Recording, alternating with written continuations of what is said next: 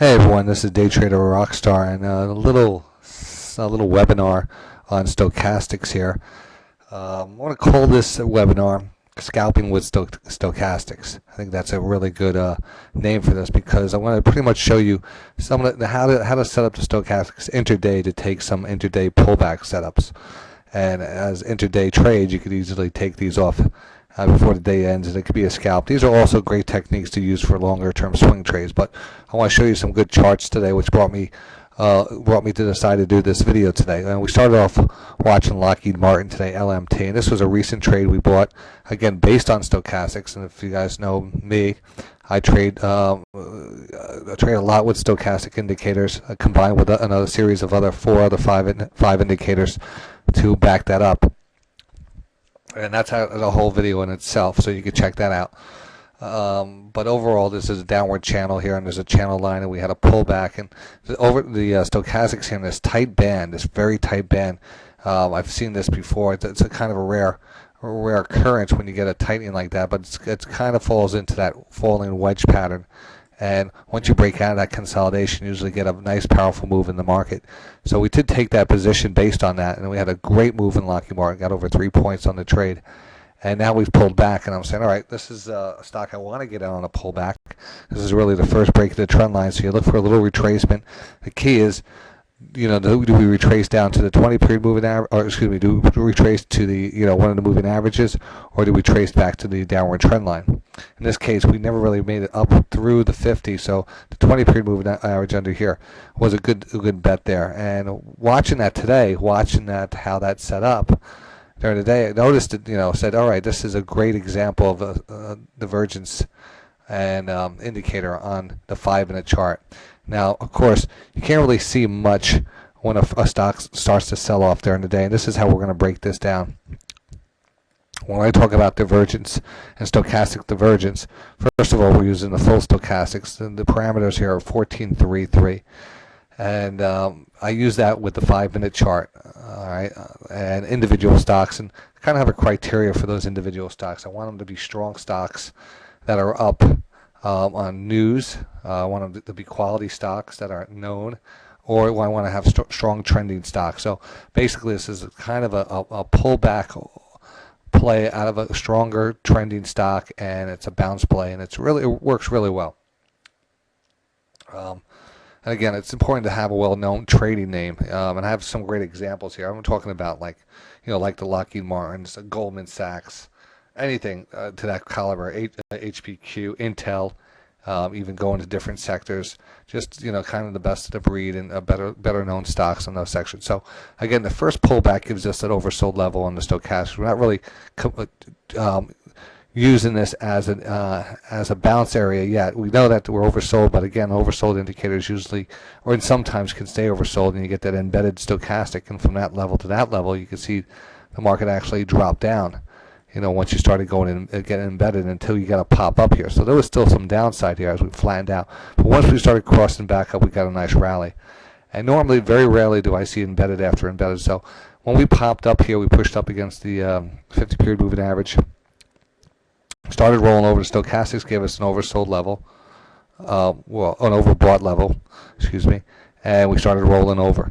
And right at this point, we talked about this. I brought this to the attention on the radio. I said stochastics have pulled back here on Lockheed Martin, and we're holding off of recent lows, and that's your divergence. It's when your price level acts the opposite than the stochastics. Now let's break that down. As the stochastics, and again, there's you want to see this wave action in the stochastics. This is what you're using this for, is timing. Here, once it gets real choppy, it gets very choppy, and it's a little more difficult. So you want to find an area where it starts to get into a rhythm. And once that rhythm becomes apparent, you can act on that rhythm. And basically, stochastics, how I use them is when they get oversold, when a stock is trending, be it up or down, stochastics should trend with that.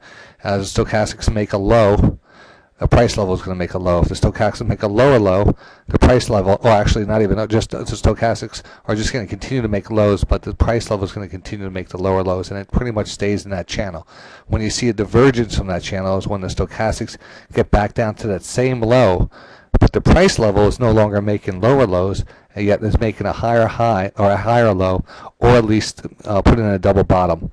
And the double bottom is an indicator in itself. So lots of times you'll find that that pullback is going to either come down to a double bottom, or it's going to hold midway between the bottom and that recent move up here. So the timing is everything. That's when the stochastics come into play. You time the stochastics with the price level. Once that's established, your trade is on, and you can take that trade over and over again, as long as the stochastics show that positive trending action. When there's a divergence in this, it's the opposite effect. The stochastics will get overbought, yet the stock won't be making new highs. It will be making a lower high, and that'll be a divergence compared to a stock making a higher low and the stochastics being oversold. So that's a great thing. And again, maybe we take a look at some other examples on that. That was Lockheed Martin. Let's take a look at MLM. And you can see, looking at this one, this is a good example of how the stochastics work. You got an oversold level here on the stochastics. This is after, market broke out here. Very bullish setup. So right now you got a nice consolidation.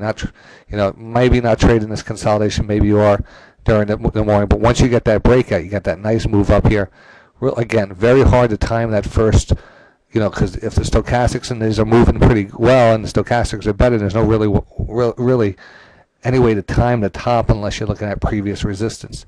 So what I'm worried about is watching the first pullback in the stochastics, holding the 50-period moving average, which is fine, and even establishing that's the first pullback. You could actually take that trade just based on the stochastics, or the second trade always comes into play.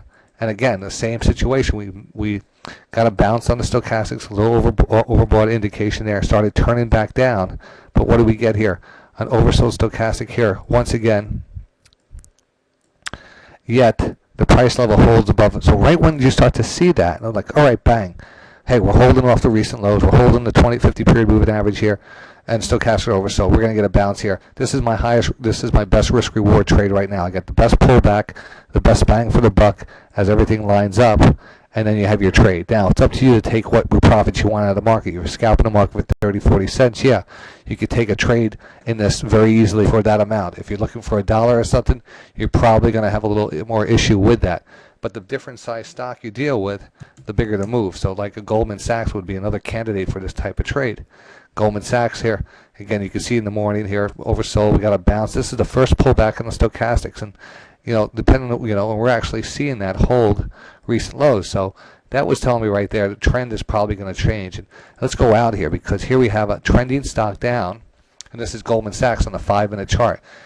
And I might be going over a lot of information, and feel free to email me if you want me to clarify some things and ask some questions. But I know I'll go through this fast.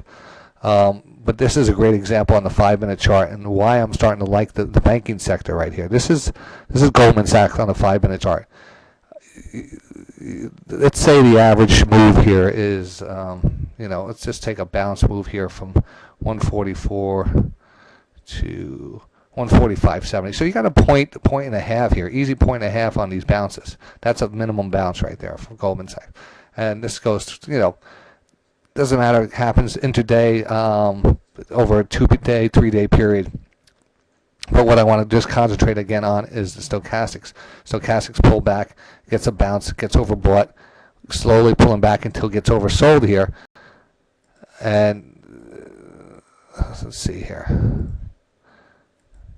And we get that bounce back up here. We don't really make new highs here, all right? We never really make new highs. We peak out here. So we're seeing that negative divergence. We're not making new highs here, and we kind of roll back over. We kind of make a little low here. Stochastics bounce again, but again, we're still staying down here, not really making new highs. So the trend is down. And again, we get a oversold stochastics, and the market actually fell right down here and really smacked down really good. And then we got to bounce up here, and again, still making these lower highs here, compared to here, compared to up here, compared to up here.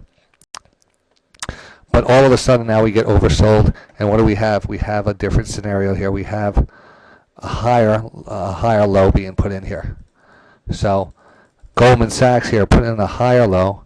Stochastics getting oversold, no longer putting down a series of lower lows, higher low, and then again, now you have your trade. Now you know your overbought stochastics here, pushing up against the trend line, multiple indicator setup, looking for that pullback, but we sell off pretty quickly. Yet the price level doesn't really penetrate the recent low here. So we could in a category of what I call a double bottom, or this is classifies as a divergence when it holds a double bottom there. And then you see a nice bullish pop on that on Goldman Sachs. And Goldman Sachs had a nice little move here at the end of the day, but you could see the nice 143.50 to 144, 40, almost a buck move on that little bounce over the last 10-15 minutes of the trade. And that's a good example of stochastics on a bigger stock like that. And again, Intel also, you can see the divergence. And this Intel will be a great trade tomorrow because it's so organized when it comes to stochastics. All right, each time you get that over sold level, you get a little bounce, you get overbought, you get a pullback, but you continue to make these lower lows.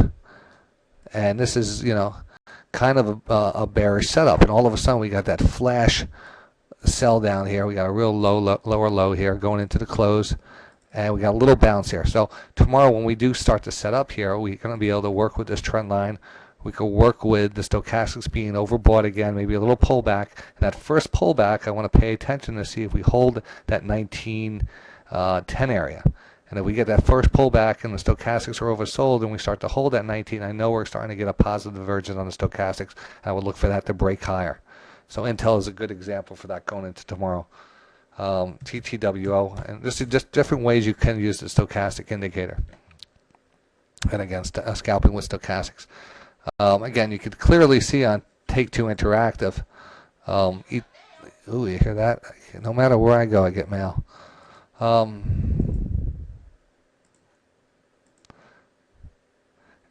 Each time we got oversold, we got a little bounce, and even the micro bounces here, it's something to pay attention and see how important that the combination of the oversold stochastics and the 200 period moving average holding up here.